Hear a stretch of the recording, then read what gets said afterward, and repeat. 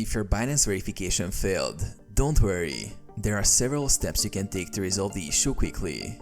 Check your documents. Make sure the documents you submitted are clear, valid, and match your personal information exactly. Accepted IDs include passports, driver's licenses, or national ID cards. Avoid blurry images or expired documents. Follow the instructions carefully. Binance requires specific photos for identity verification.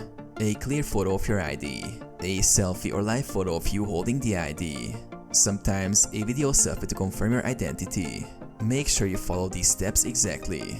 Avoid using filters or heads that might obstruct your face. Verify your internet and browser. Use a stable internet connection and a supported browser or the official Binance app.